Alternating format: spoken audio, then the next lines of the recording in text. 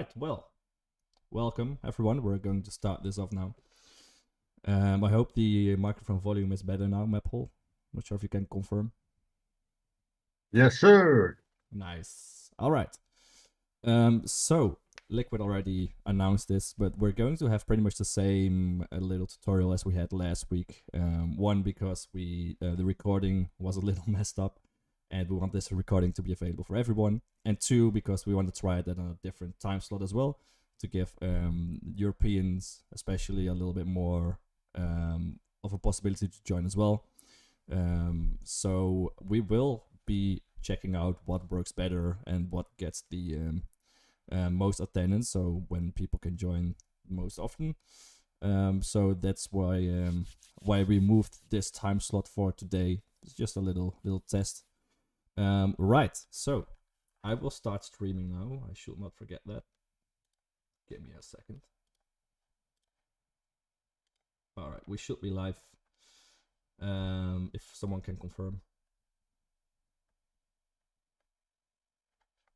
Yes, looks good. I see a Nice. square. Yes.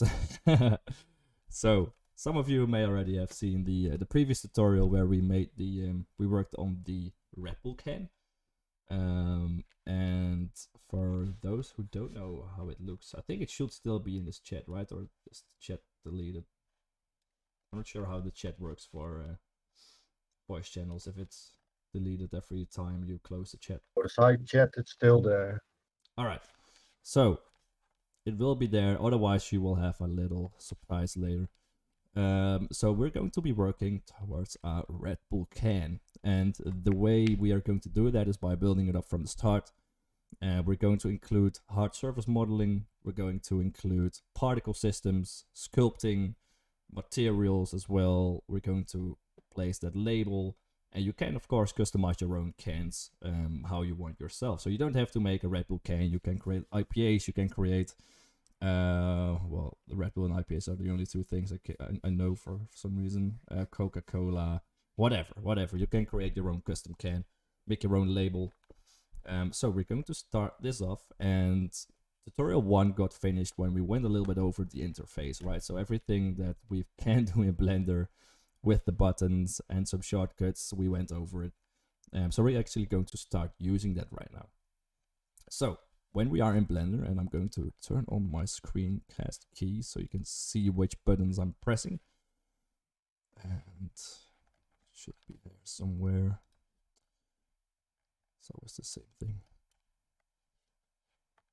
1 second. There we go. So, first things first. I'm not sure if you remember how to delete items, but it's a very obvious key. It's delete. So we are going to start this off as we do pretty much all the time when we enter Blender. We're going to delete the default cube. So rest in peace, bye bye. And now we need something to get started, right? And most of the times when I make something that is from real life or something that inspired me, I'm going to add a reference image. And I do this because the best way to create realism and to create realistic scenes and objects is by actually referring to reference images, so images that already exist or are taken by an actual camera. So we're going to do that. So to add a new item, add a new object, you're going to press Shift A. And then instead of adding a mesh, we are now going to add an image. And we want a reference image. It's as simple as that. And then we're going to locate the image that we have, and it is going to be right here. So it is the top and side view of our Red Bull can. And don't worry, you won't have to follow me right now. I will share this reference image after the class. So if you watch this tutorial again, you can follow it. So when you start off and you import this reference image, it's going to be rotated quite weird.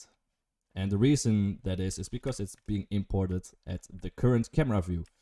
So if I will import it from right here, and I'm going to do the exact same thing just to show you, it is going to be rotated perpendicular to the view of the camera. So remember that if you import a reference image, it will depend on the angle of your actual view. So To get this cleaned out, to get the rotations cleaned out, we're going to go to the item tab on the top right and just left click it, and we're going to clean up these rotations a little bit. So I'm just going to set them all on 0, so just type 0 and press tab to go to the next one, and then enter.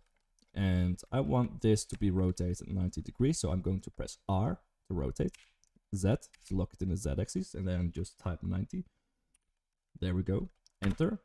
And now I'm going to rotate it 90 degrees around the Y axis, so the green line. So press R, Y, and 90 again. And then we're going to move it a little bit outside of the origin so it doesn't get in our way later. And we're just going to press G and X to move it over the X axis and just move it out of the way a little bit.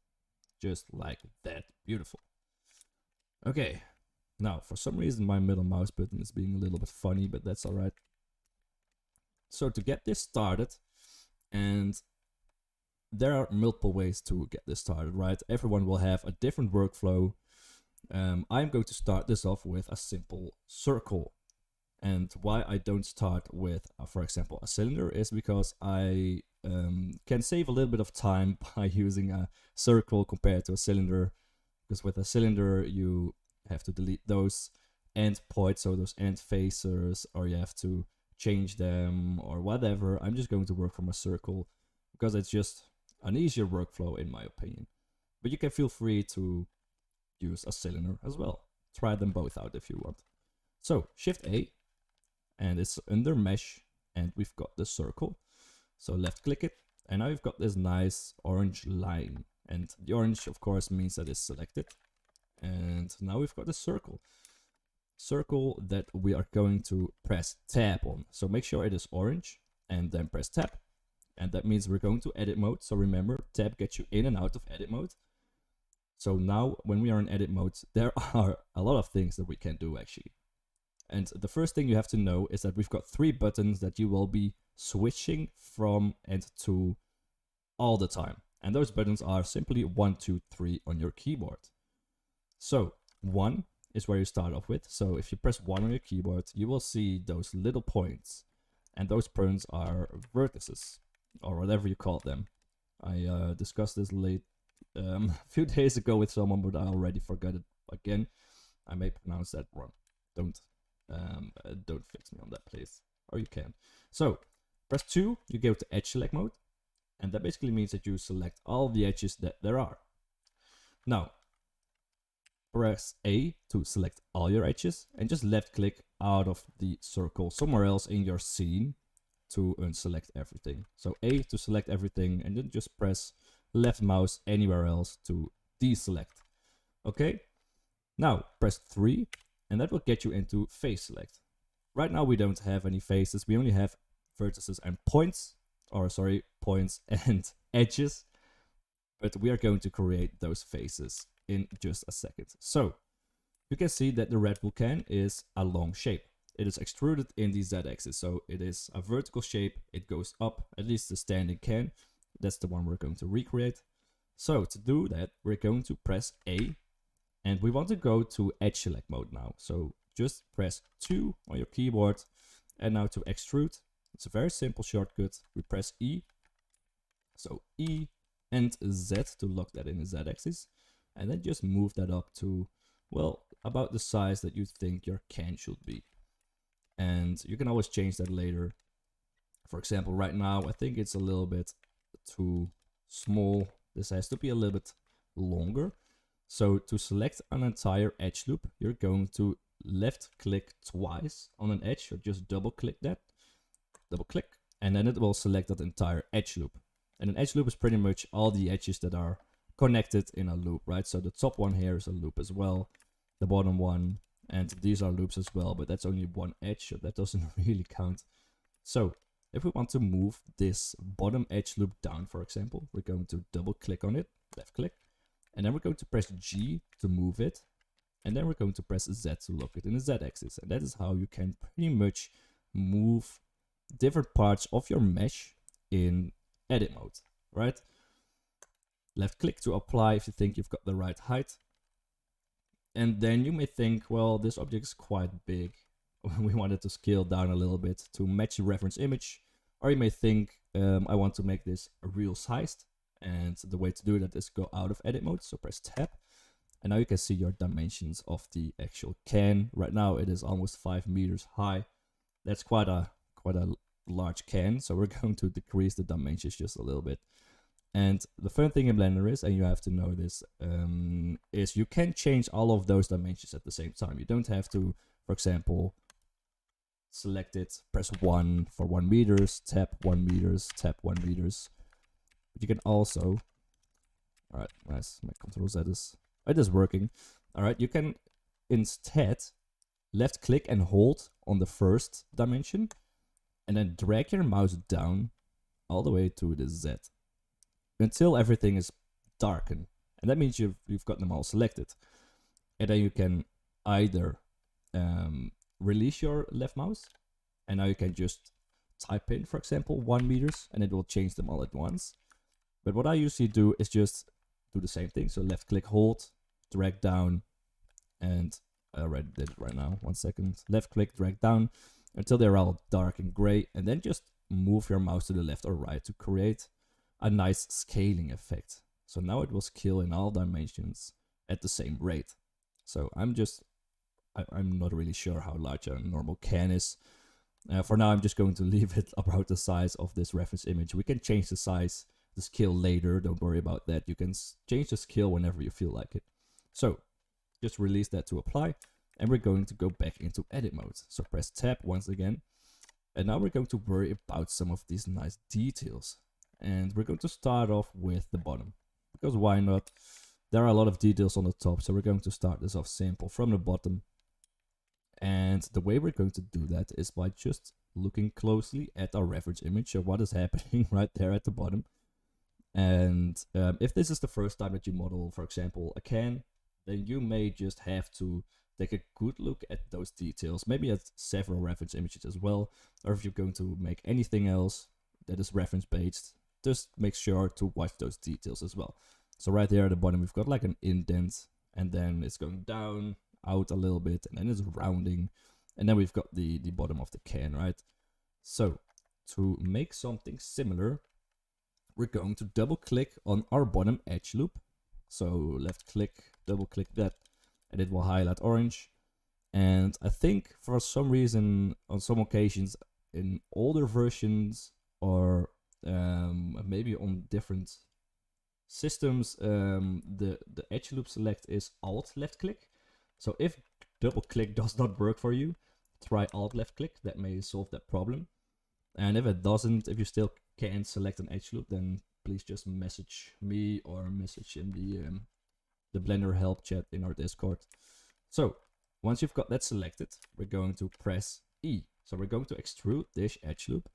Press E. And now we don't want to move it, but we want to scale it inwards a little bit. So we're going to press S now.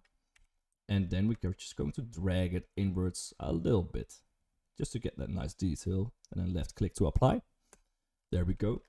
And now it needs to be a little bit more towards the bottom. So it needs to be moved down a little bit. To do that, press G to move, and then Z to lock that in the Z axis. And then just move that down a little bit until you're satisfied with the result. I think something like that is fine. And next up, we're going to try and make this little rounding right there. To do that, we're going to double click on that bottom edge loop. And you can see that it is called loop select as well. If I double click this, loop select. And now I'm going to press E once again and press Z. There we go. And then just drag that down a little bit. Something like that. Left click to apply. And now I want to show you the proportional edit tool. And we're going to use this to make that rounding. And there are different ways to make a rounding. But I will show you both ways. For the bottom side, we're going to use loop tools. And for the top side, we're probably going to use bevels. So I'm going to add some new edge loops. And that way you're already going to know how to create new edge loops. So that's a nice thing as well.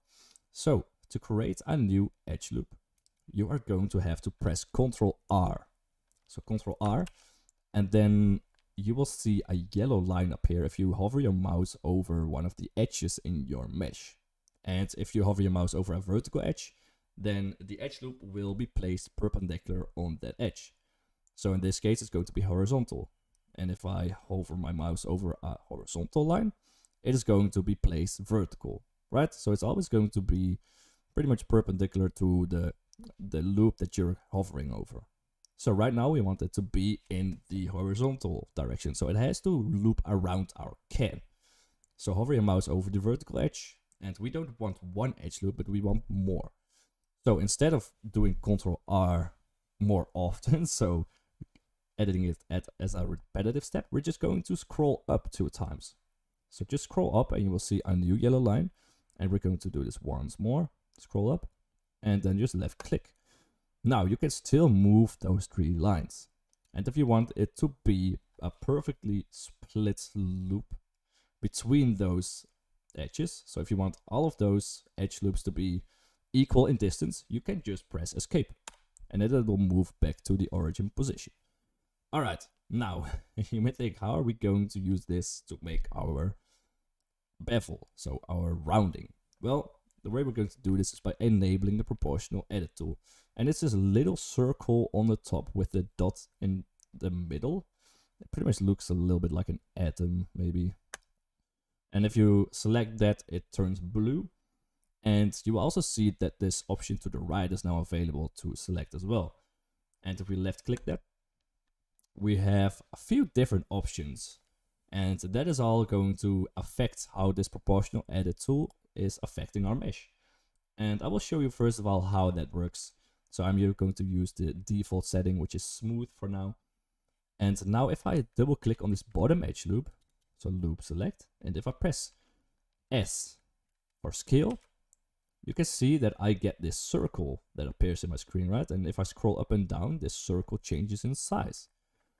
And what this does is basically show you or indicate how much of your mesh will move with the selected part. So you have to see it, for example, as the following. Right now I've got this bottom edge loop selected, and usually only that bottom edge will move if I press G now. But if I press G with the loop tool selected, and we've got scale selected now, but that's alright as well, you can see that more of the mesh is moving with it. And how much of the mesh moves with it, that is dependent on the size of the proportional edit tool, so that circle that you can see on the right side of the screen. And if I decrease it, you will see that less and less of the mesh gets affected until we scroll up all the way. Now only our bottom edge that we've got selected is being moved. And if I scroll up, make this circle bigger, it is going to scroll up all the way until eventually we're going to be moving our entire can. So that's how you are going to be using the proportional edit tool. So we want this to be used to create a nice rounding on the bottom. And what we just did was scale this down. So if I press S, I scale this down with a reasonably sized circle. You can see it's not rounding, but actually doing quite a smooth movement.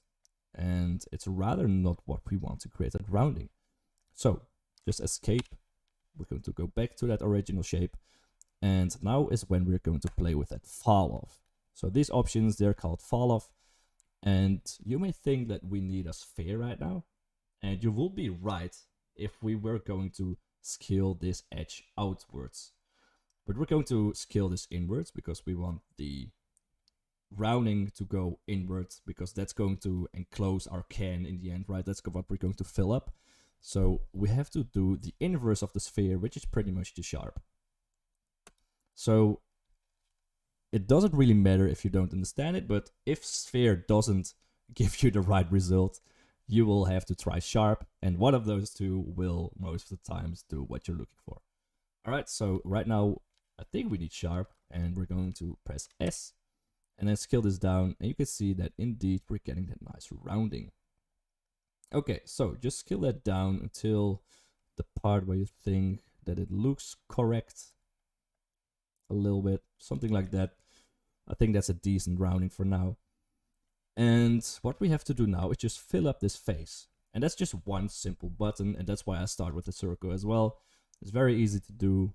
It is still selected, it's still completely orange, and we can just press F, right? F for fill. And there we go. Our can is closed on the bottom part. So now we finished one side of that can, and now we're going to have to worry a little bit more about that top side. Alright, so it's pretty much the same shape, right? We've got the same little rounding. It may have a little bit different, a little bit of a different shape in that aluminum part. And we've got a nice corner, a nice hard corner right there. Right, so what we are going to do is once again select this edge loop. So double click, and we're going to press E, but before we're going to do it, we're going to deselect proportional edit tool, right? Because we're not going to use that right now. So just left click it and it will turn gray and it's off. Now press E and Z to lock that to the Z axis, something like this. Left click to apply and press S to scale that down. S, and just estimate how much it has to be. There we go, left click to apply. And now we've got that hard edge, and now we need to do this detail. And you can see that it moves out a little bit. There's a shadow ridge on the bottom side, so we need to move this out a little bit, and then it goes up and it's getting rounded a little bit. So to do this, we're going to press E, S, and just drag that out a little bit like so, and then press E, Z, move that up somewhere like this. The aluminum parts is what we're making right now. Left click to apply. And now we can't really see on this can what's happening at the top. So we're going to switch over to the other can. And that's a nice thing about reference image. You can select the one that shows you most details about your object. So with only this one, we will have no clue what the top side will look like. We won't miss this nice little detail of the Red Bull icon in the lid. That's what we're going to be making as well later on.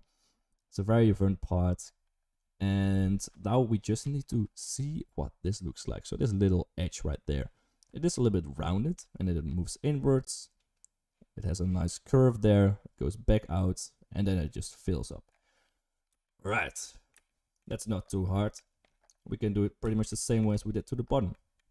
So start things off, press E, press S, and we need a little bit of thickness in that edge, something like that.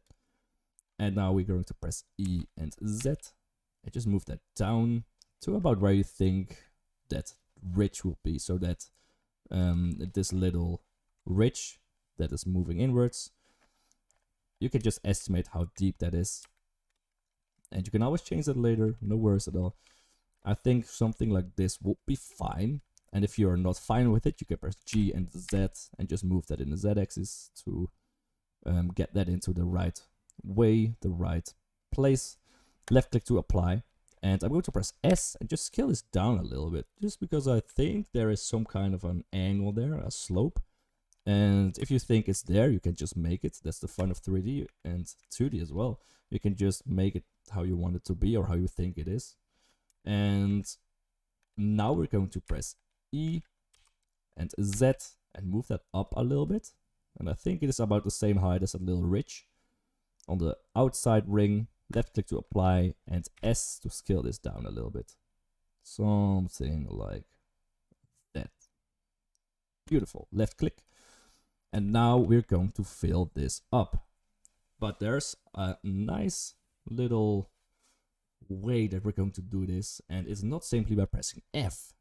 And you may wonder why, but the reason is because we're going to have to look a little bit in the future now. Right, we have to make these top parts. The bottom part of the can is no problem. You won't really see it in renders. There's no way someone that is going to hire a can developer, a can 3D modeler to show the bottom side of a can. It's not going to be in commercials, unless you've got like a 360 view or something, in which case you, I think, what does the bottom of a can look like? And it's probably just a little indent to the top right. And there's a very easy way to do that as well. We already did the proportional edit tool. So let me just show you how to do that as well now that we're there. So I'm going to press 3 now for face select, right? I explained it at the start. 3 is face select, left click that face. And we're going to press I. And that's a new shortcut, I know. I for inset. And if you press I, you can basically see that if you drag your mouse now, you get a new edge loop. Okay, so I is pretty much an edge loop when you want it to inset, right? When you want it to be inside of a selected face. Left click that when you think you're ready, and let's just leave it somewhere around there.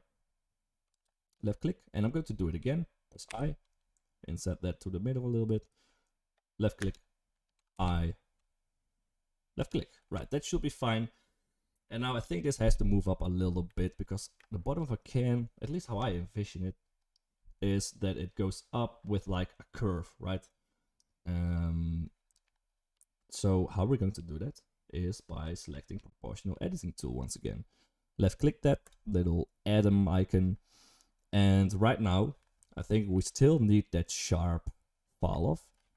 And we can see that in a second. We're going to press G, Z, and move this circle up a little bit by scrolling down, because we need to affect more of the mesh now, the entire bottom side of the can, and just move that up. Alright, now you can see we've chosen the wrong fall off. Sharp is not the way, so just escape, and we're going to switch that over. Remember, if it's not sharp, it's going to be sphere in this case. Left click, press G, Z, and move that up. Right about, well, somewhere like that, probably. Now, that's looking great. Go out of edit mode by pressing tab, and just look at what you just created. Does it make sense? I think so. I'm not going to look for reference images of the bottom of this can because it's not that important. Now, to finish off this top side, press tab to go into edit mode. Remember to turn off this proportional editing tool if you don't need it. Left click. And now we're going to fill this top part. And remember what I just said, we're going to fill it up a little bit differently. So double click on that edge loop. But first press 2 to actually go into edge select instead of face select, and then double click that edge loop. Alright, now instead of pressing F, we're going to press F3. And F3 is just the nicest button in Blender that I use all the time, because I also can't remember all the shortcuts. There are just too many of them. And F3 just allows you to search for different functions, different things to do in Blender. So right now I want to search for something that's called grid fill. And there's a shortcut, it's Ctrl F. If you want to remember it, you can. I pretty much all the time search for grid fill because I can't remember it. And then just left click it, and it will fill that top side nicely. So the reason I do this, I already explained it a little bit, because we need those details. But the way we're going to add this little ridge on the top, and that's right, we're actually going to add that small detail as well. And the way we're going to add that is by a Boolean modifier. We'll get into that later. But it basically means that we're going to unite two meshes. And for that to make sense and look nice in Blender, we just need a little bit of a nicer geometry. And a nice geometry in Blender and in pretty much all the 3D programs are quads. And quads is a face, for example this one, that is enclosed with 4 edges and 4 vertices as well. Right, so we've got one face, 4 edges, and 4 points. So that is a quad. And quads basically give you the best shading results and the best animating results as well. So quads is something that is worth striving for when you need it. Okay, so in this case, it doesn't really make it more difficult for me. I just have to press F3 and search for grid fill instead of pressing F. So it adds a little bit of work, just a tiny bit, but it gets you to a better result. So press tab to go out of edit mode. And now we've got the scan, but we've got these hard lines, and that's just not really nice. So to make this smooth, it's very easy. Right mouse, shade smooth. Now that doesn't really look right. We've got this weird shadows going on, and that's generally what the shade smooth does to your mesh. It's going to try to shade everything as smooth as possible. And press right mouse once again. We've also got this shade auto smooth, which is what I use pretty much for every object. Left click that, and now you can actually define the angles that you want your object to be smoothened or flat, right? And you can find that at the object data properties on the bottom right. the green triangle, left click. Now go to normals and you will see the auto smooth is now checked. If I uncheck this, we will go back to the regular smooth that we just had. Check that again, auto smooth. And now you can play around with the angle to define which angles of your mesh will be shaded smooth and which one will be shaded harsh or flat, right? 30 works most of the times, so you can leave that at default. Right, so now we still got these little ridges if you zoom in, right? If you want to make a nice render, a nice close-up, you don't want to see those corners, right? You don't want to see those hard edges that make up your cylinder. So, to change that, I'm just going to introduce one last simple modifier. And the modifier of Blender is in the tab that has the little tool icon right there. I'm not sure what it's called. I'm just going to call it a tool. It's the top one of the blue icons. Left click that and you can add a modifier and make sure that your mesh is selected. And you can now just set it at a subdivision surface. And a subdivision surface will try to subdivide your mesh with new geometry, and it usually smoothens out your mesh, your object, very nicely. Alright? But it also tries to make those corners a little bit more smooth, right? So it tries to subdivide your entire mesh, but you may not want that to be the case. You may just want to keep this sharp corner.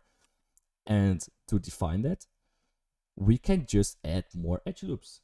And edge loops are going to be a huge part of Blender. So remember the shortcut, Ctrl R, and hover over one of those vertical edges on top of the corner that you want to shade, the corner that you actually want to be a corner instead of smooth, and then left click, and then just drag that all the way to the corner.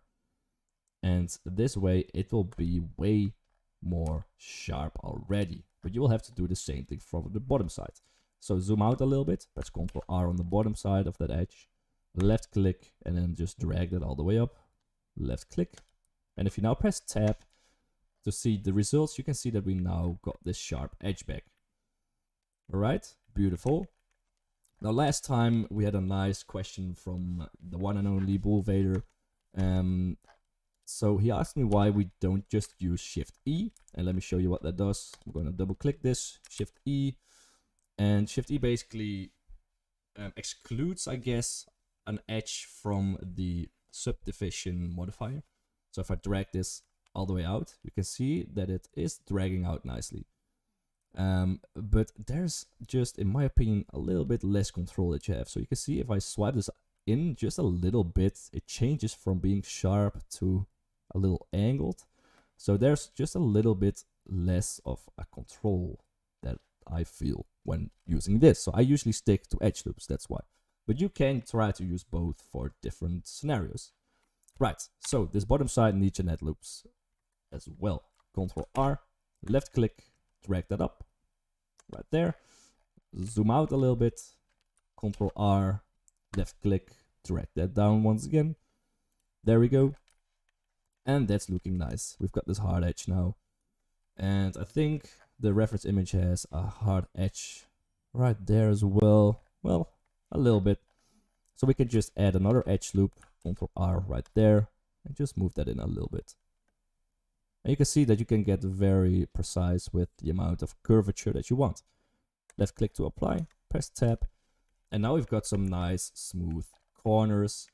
The top part is looking a little bit funny, and that's because we did add that extra geometry on top.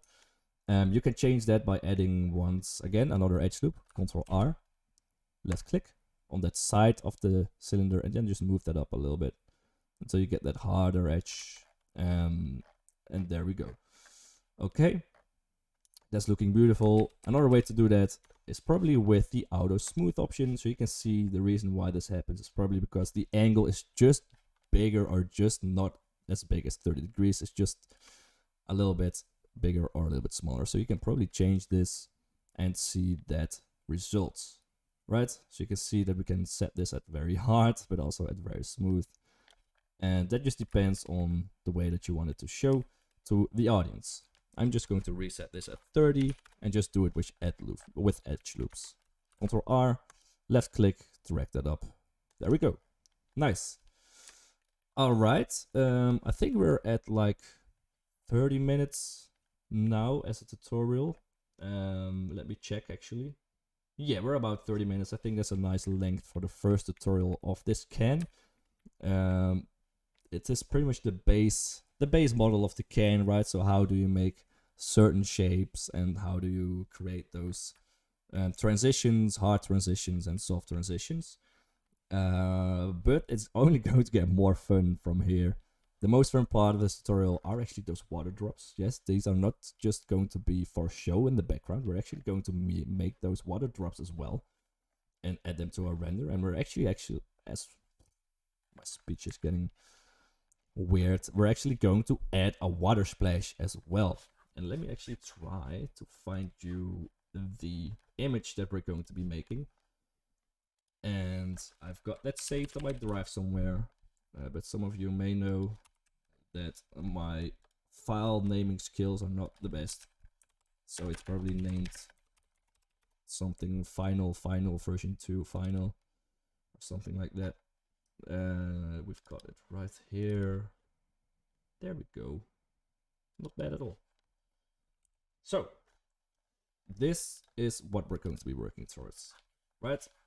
So we've got those drops on the can, we've got the nice shades, we've got the label, and we've got the water splash that we're going to be simulating. So you're actually already going to be learning some simulation stuff and some rendering stuff as well. So how do you achieve something like this as a product render with a nice background as well?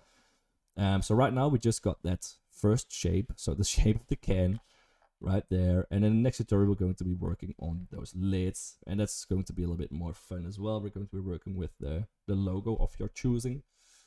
So yeah, that is going to be a lot of fun, and I will just have to ask now, are there any questions? Was it easy to follow? Was it clear?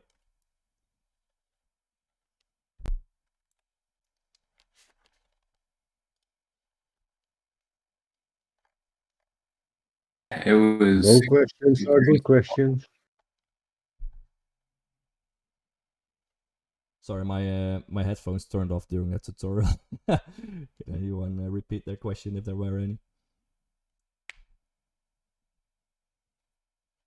I just said it was super easy to follow. Nice. Glad to hear that. That's good. I think the recording went well as well this time, so that's smooth. Yeah. Other than that, we actually added something to that last time we did this, and that's the bottom part of this can. So yeah, something extra for those who watched last time as well, I guess. Nice. No, I appreciate you doing it over for us. That way we can have a nice recording for everyone to go back and listen to. And I think it also allows us to kind of keep a nice pace so we're not going too fast and forgetting things and whatnot. So super enjoyable. Thank you. Nice, yeah, no problem. Thank you all for tuning in for sure. It's always a fun time. I like giving these tutorials, and it's pretty much whatever I give this tutorial. So last time compared to this time, for example, so they're twice the same tutorial, and I still do small things a little bit different. And that is the fun part. I usually just try to model things on the spot and just show you the errors that I make as well, because I think that's very important for new users to see that everyone makes errors or mistakes in a program like this. After 2 or 3 years of experience, you're still going to be making some slight mistakes. The reason why is just because there are so many ways to get things done in Blender, and one thing may just not work as well as the other, and then you will just go back and try the other thing. So it's just a matter of knowing the possibilities, knowing what is possible in Blender. So each time you're going to model a product, for example, if you're going to make that donut at the start, I think some of you already did that as well. It's from Blender Guru. It's a nice starting tutorial as well. It is very different when you're going to make it again after like a few months or a year of blendering. You know new ways to do stuff, faster ways. So there are many ways to do things, so don't get discouraged if something doesn't work. If you've got a small mistake in your modeling, just Control Z a few times, and let me actually show you a nice tip that I will change if I were you right away. So go to Edit and Preferences, and then go to System, and I will just up the undo steps by a lot. By default, it's set at 32. Mine is set at 100 now. And if you have small scenes like this, so there's not a lot of geometry going on, your computer is going to be able to remember those undo steps most of the way. So for example, if I would Control Z all the way now, I could probably get back to close to the first circle that we set in Blender. So we can see we're now at 93. All right, this is 100. So we pretty much got that base cylinder back. So the undo steps is something that you can change at the start if you want to go back more steps than 30, right? And make sure that if you change something in your preferences, you click on that save and load button and save your preferences. That way it's going to be saved for the next time you start a Blender. Okay, that's pretty much it. Next time, as I said, we're going to be working on this little top part. It's a little bit of a difficult piece to make, but it is a fun piece because we're going to be learning new modifiers and new way of modeling as well. And it's going to be fun and very learnful. I don't know what the word is for that. Amazing. That's the word. It's going to be amazing. Yes, that's it. And also thank you for making time, and also when you're busy with in real life things. So yeah, thank you for teaching us, Senpai. No problem at all. I like it. I am recently now working in my living room. Like what you saw the spot. It's complete chaos in my living room right now. Me and my girlfriend are unpacking still.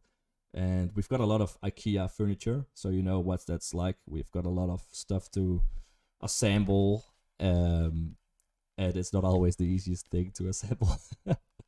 So we need some time, but it's getting there. So I think you will see me more in the Discord probably from Friday, and maybe tomorrow.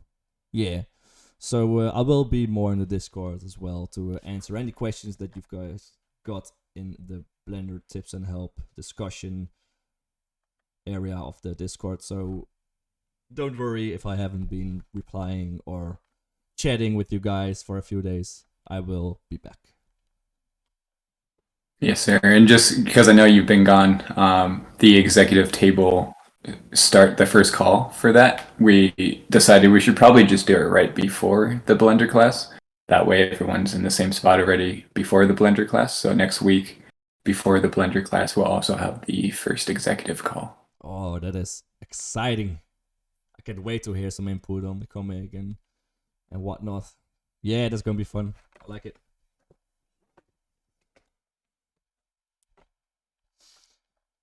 Oh, reminds me, I need to give you the executive role so you can see the new channel. There you go. Oh, You're now an executive, Nina. nice. The executive. Nice. So how many? Yeah, we have pretty much everyone in there. There's a few whales that just knew that they wouldn't have the time. So we have a couple that we can give away on one of them we're going to give away on a bi-weekly basis with the Piffle Point system. The other one we're trying to figure out another way on how to give that spot away. But there will be one spot given away weekly, which means you get to use it for a week and then you give it to someone else. So next week. And then another spot will be given out every 2 weeks. So if you win that one from the Piffle Points, then you get to be at the table for 2 weeks. Ooh. Nice. Yes. I like that. That way, even if you're not a top order, you still have a chance to, get a week or two at the table and check it out. Yeah, that's amazing, man. And tomorrow, of course, we got that new comic page. Yeah. Yes, sir. That's gonna be fun. Damn. Yep, always something going on in the baked universe. You know it. All right. Well, I think If there are not any more questions, I'm going to go back to unpacking. And I guess I'll talk to you guys tomorrow, or at least you'll see the comic book at some point tomorrow. Wait, our Yeah, lovely sounds bull waiter has a question. I would speak for him as he has his mic doesn't works, so I rather read the question. He asked regards the height and weight of model in regards to the real world size, so that materials have the right pixel density. Or I should ask you, can you ask him if he regards the height and weight of a model in regards to their real world size, so that the materials have the right textile density? Yeah, I usually just start off modeling, and then right before I get into shading, texturing, and UV unwrapping, I change the scale to how I want it to be. Especially when you're going to be reusing those models. So if I open a new Blender file now and I will import this, it will fill up a large part of the screen because it's 2.5 meters in height. So it is just not that beneficial to have a large item, and for many reasons, right? Bull Vader mentions a nice one. For me personally, it is because I only work in Blender. It is mostly just annoying to have a large object anyway, because whenever you're going to be reusing it, or if you're going to send it to someone else to use it, they will just get a massive file loaded into their Blender or whatever program. So yeah, I do take that into account, but I just change those scales right before I get to the UV unwrapping and texturing and shading and rendering. I hope that helps. I hope that answers the question. Yes, sir. Perfect. Thank you. Nice. And remember that you can always change the scale of your object in multiple ways. I'm just going to share that real quick, because why not? Maybe you want to make some custom cans if you want a little bit of a wider can, if you want to put some beans in there. You can just select your objects and press S, and then instead of scaling it up and down, you can press Shift Z to exclude the Z axis, and now just drag that out, and you can get a nice wide can, a bean can, or maybe a paint Almost can. looks like a fucking paint can, yeah. Yeah, But paint you can. can also make titty milk can. You can make whatever you want. And the other way to do it is in edit mode. So if you press tab and then go to X-ray mode, there is an X-ray mode in Blender, and it works very nicely. There's a little bit of a square icon, a double square that overlap a little bit. And if you toggle that on, you can see right through your mesh. And if you now, for example, press 1 to go to your vertex select, you can see all those points that are on the back of your mesh as well. And now you can just press, what's the button again? W, until you get that little box icon on the top left. And that means you've got box select enabled. And if you now draw that box around your top side of your can, you select that part. And now you can just press S to scale that up and down. If you want a little bit of a slope of your mesh, or make a vase, or whatever this is. And you can move it, rotate it with R and G, and create whatever shape you want. So you can select every part of your mesh and move that according to how you want it to look. And yeah, that is pretty much how you can change your objects. So nothing that you create at the first time is set in stone. You can always change it later, either by scaling or just going into edit mode and selecting different parts of your mesh and then transforming that.